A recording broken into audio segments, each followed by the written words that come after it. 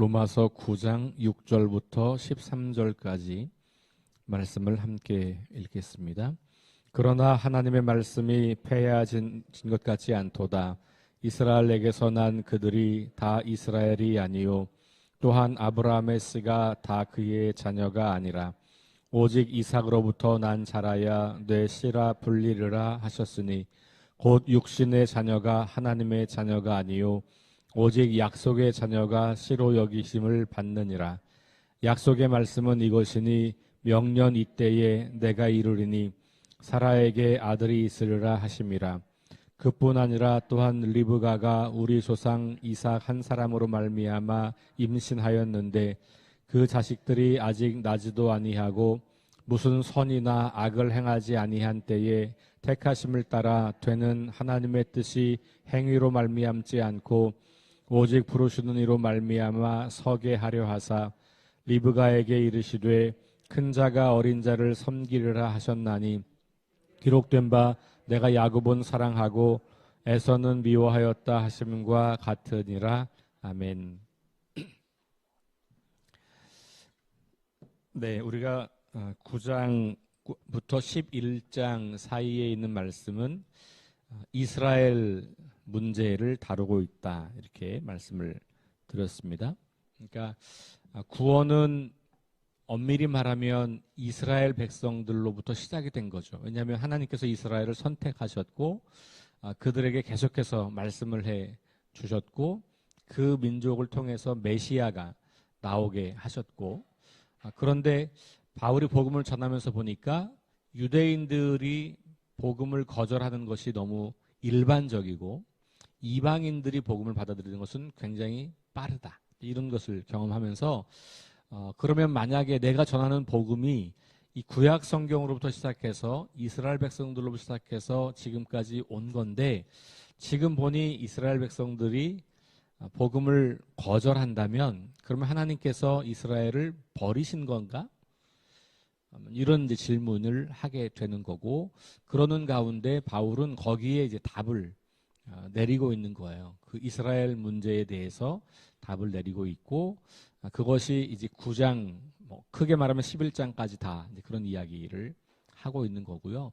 9장에 우리가 이번 주에 9장을 여러 단락으로 나누어서 우리 어제부터 토요일까지 이렇게 단락을 나누는데요. 요 단락마다가 한 가지씩에 대한 그 질문에 대한 답을 하고 있어요. 오늘은 그러면 이스라엘 백성들에게 주신 약속이, 하나님 말씀이 폐하여진 것이냐라고 하는 이제 물음에 대한 바울이 답을 내리는 거죠.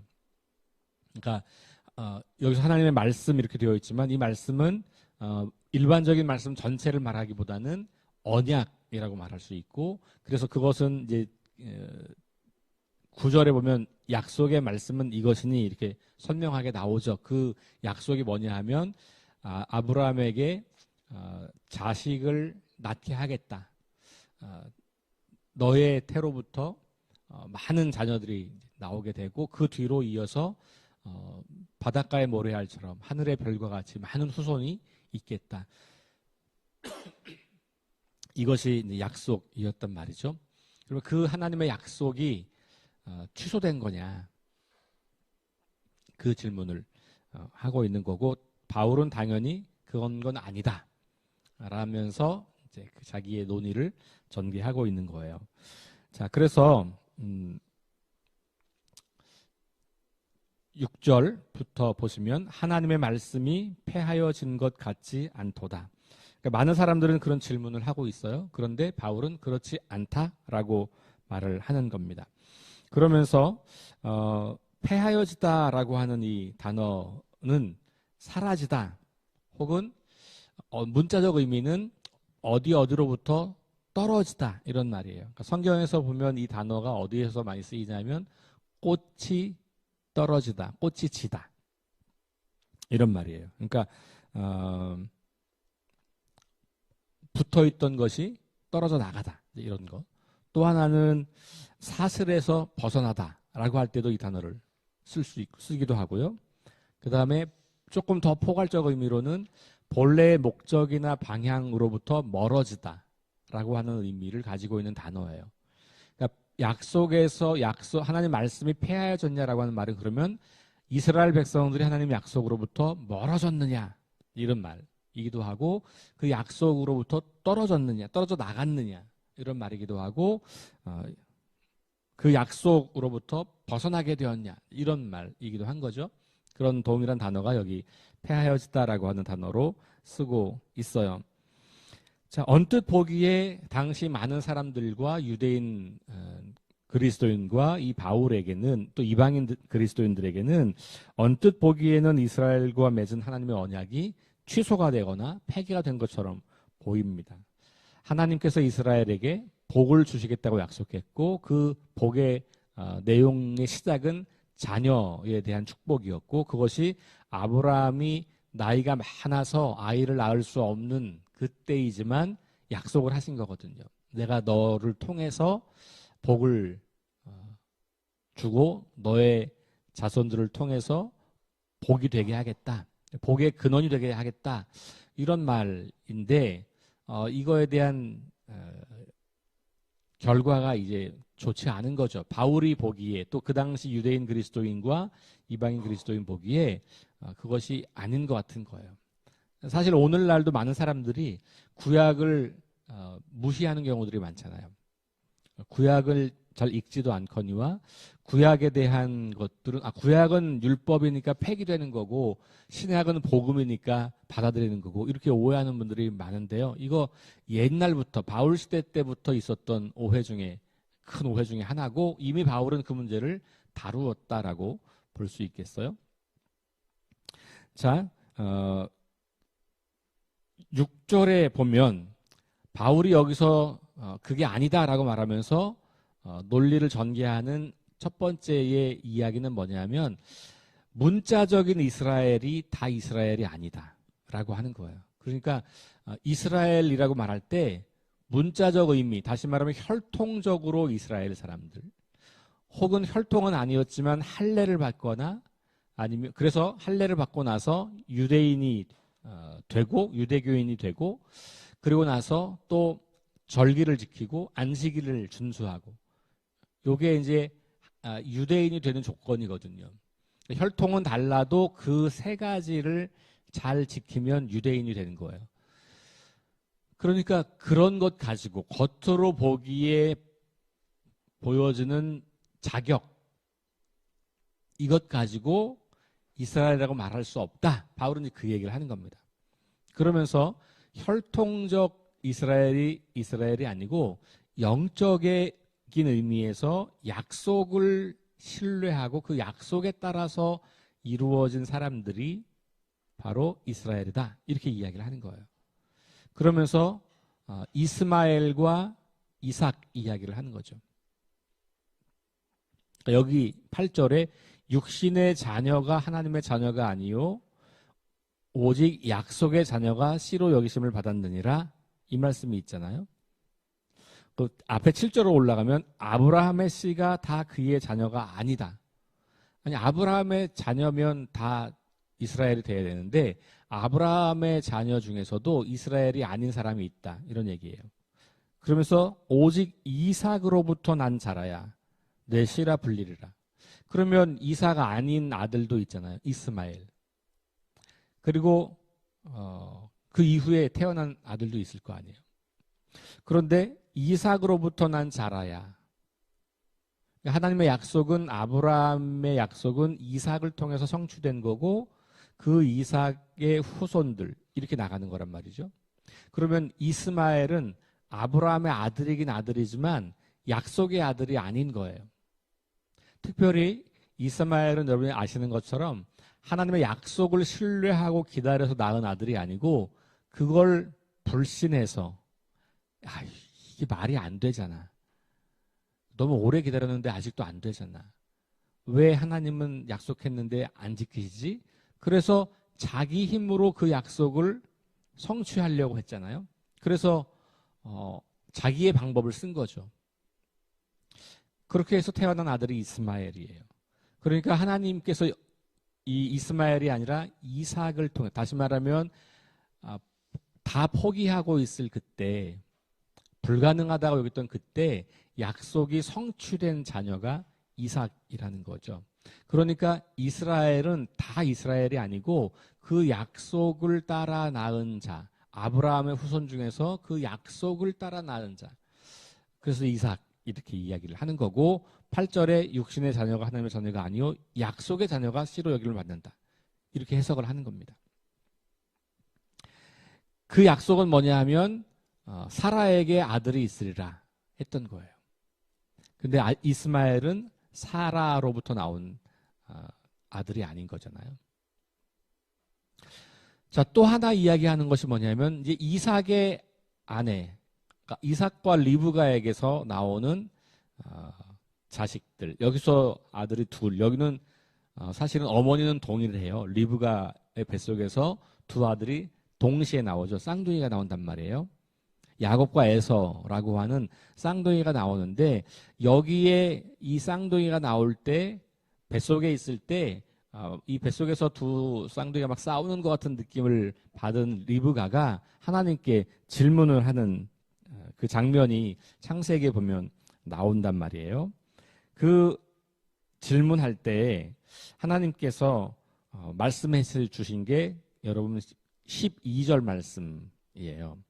12절 말씀 창세기 25장 23절 말씀에 보면 리브가가 하나님께 기도합니다. 막 아이들이 뱃속에서 싸우는 것 같으니까 그랬을 때 하셨던 말씀이에요. 큰 자가 어린 자를 섬긴다.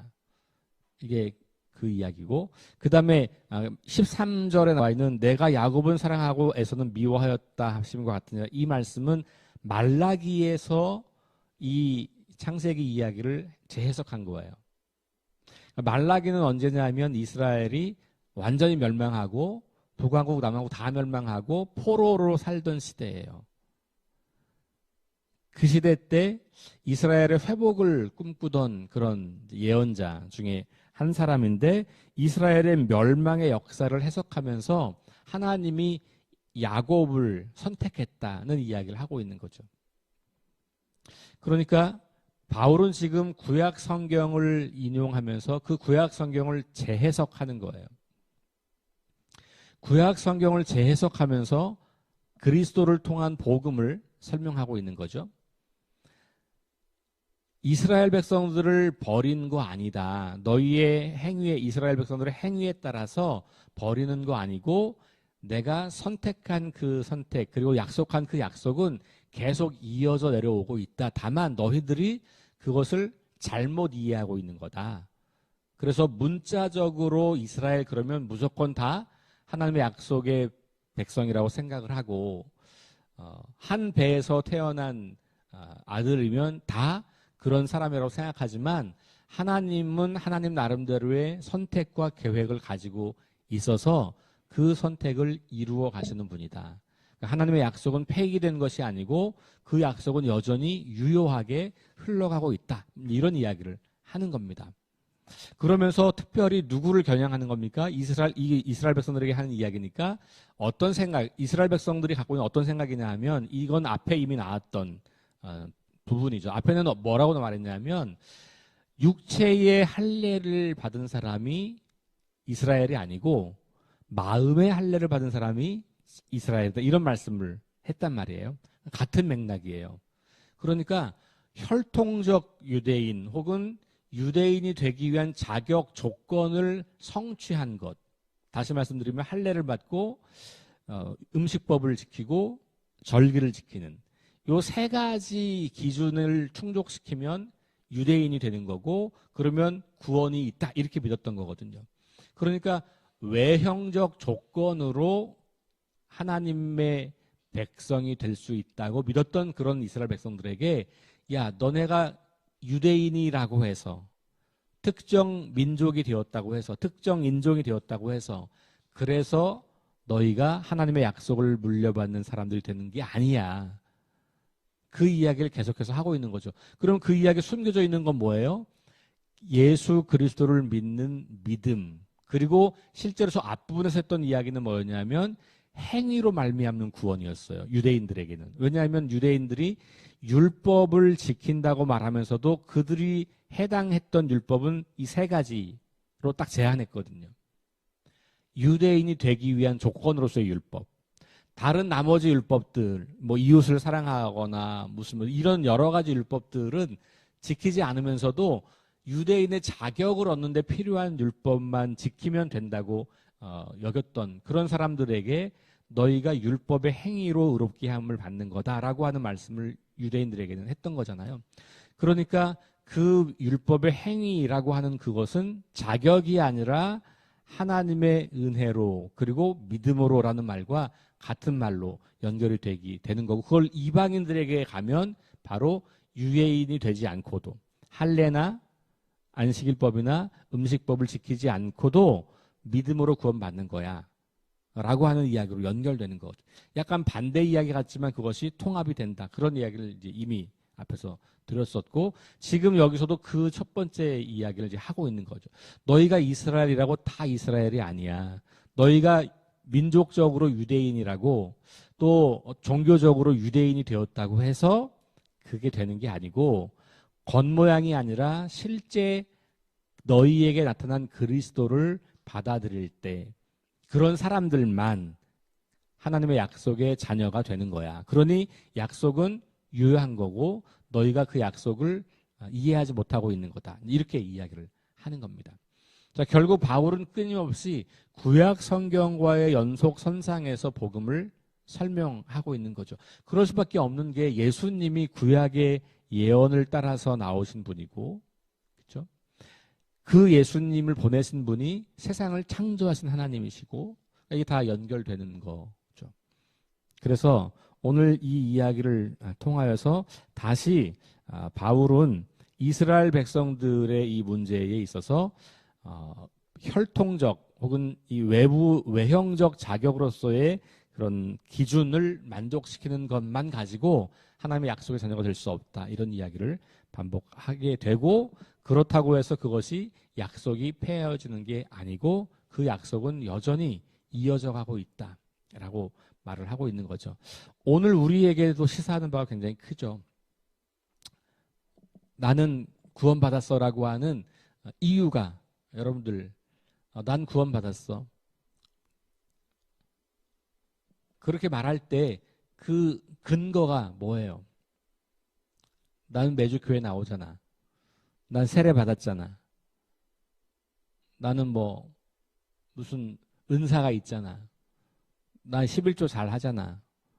우리 교인이 되는 자격 조건을 가지고 있으면서 나는 약속의 자녀라고 말하기도 한다는 거죠. 하나님의 관심은 교인이냐 아니냐가 아닌 거죠. 유대인이냐 아니냐가 아닌 것처럼 교인의 자격을 갖췄냐 못 갖췄냐가 아니라 뭐예요? 우리가 정말로 예수 그리스도를 내 구주로 인정하고 그 예수 그리스도를 내 삶의 주인으로 모시고 살고 있느냐, 그게 믿음이잖아요. 그 믿음이 우리에게 있냐를 묻는 것이죠. 그러니까 오늘 우리 그리스도인들에게 똑같은 질문을 할 수 있어요. 교회를 다니면 다 구원받냐? 교회를 다니는 건 외적인 표지잖아요. 그렇죠? 뭔가 달라 보이죠. 일주일에 한 번씩 어딘가를 가고 어떤 행위를 하고, 심지어는 일주일 내내 살면서도 어떤 행위들을 잘 하고 있을지 몰라요.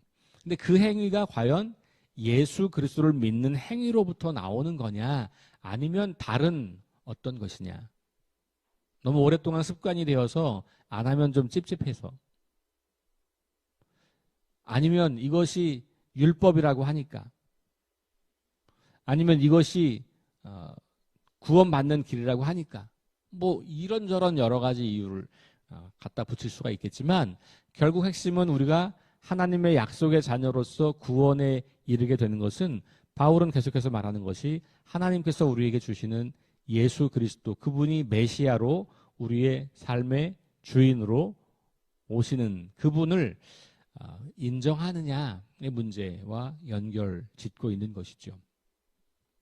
그래서 형식적인 믿음이 아니라, 형식적인 종교 생활이 아니라 마음의 실제 우리의 삶의 고백과 또 그런 어떤 믿음을 가지고 있을 때 우리가 약속의 자녀가 될 수 있다라고 하는 것을 말하려고 하는 것이죠. 우리가 한 가지 조금 이 본문에서 지나치게 나가지 않아야 될 것은 뭐냐면 여기 12절, 13절이에요. 그러니까 하나님께서 어쩔 수 없이 하나님의 선택이 있다는 것은 선택되지 않는 사람이 있는 거긴 하지만 하나님이 선택되지 않는 사람을 여기 나와 있는 문자적 의미처럼 미워하거나 증오하거나 이런 분은 아니라는 것을 기억할 필요가 있어요. 예수님께서 하신 말씀과 같이 이해를 해볼 필요가 있는데 예수님이 뭐라고 하셨냐면 너희가 나를 따르려고 하면 너희 아버지와 어머니와 너희 가족들을 미워하지 않고서는 너희 십자가를 지고 날 따를 수 없다. 뭐 이런 말씀을 하신 적이 있단 말이에요. 이게 이 당시 사람들의 일종의 문법이에요. 그러니까 수사법. 뭐냐면 어떤 거 하나를 특별히 더 좋다는 의미를 강조하기 위해서 반대쪽에 있는 것을 나쁘다고 말하는 혹은 여기 미워한다라고 말하는 거죠. 그러니까 이거는 미워한다는 걸 말하려고 하는 게 아니고 사랑한다는 걸 말하고 싶은 거예요. 그러니까 하나님이 야곱을 더 사랑하셨다라고 하는 걸 강조하려고 하는 거죠. 그러니까 하나님께서 이스라엘 백성들만 사랑하고 나머지는 미워한다 이렇게 이해하시면 안 된다는 거예요. 하나님은 모든 사람을 사랑하시는 거고 그래서 예수님을 보내신 거잖아요. 그러니까 하나님은 이스라엘 백성들이 아닌 사람들도 사랑하신 거고 그러니까 구원이 우리에게까지 온 거잖아요.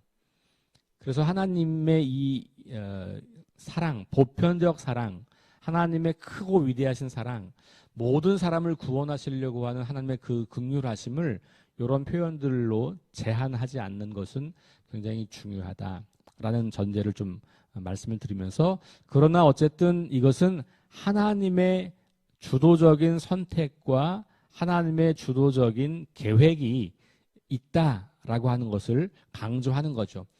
약속이 계속 이어질 만한 이유에는 우리가 안 지키면 패해지고 우리가 지키면 약속이 이런 게 아니고 우리에게 달린 문제가 아니고 하나님께서 그 약속을 이루어 가시는 분이다라고 하는 것을 강조하고 싶은 거죠. 그래서 이 약속의 파기는 우리에게만 해당되는 거지 하나님에게는 해당되지 않는다. 하나님이 선택한 이스라엘은 언제나 이스라엘로 존재하는 거고 그것이 혈통이나 자격으로 나타나는 것은 아니다라고 하는 이야기를 우리에게 들려주고 있습니다.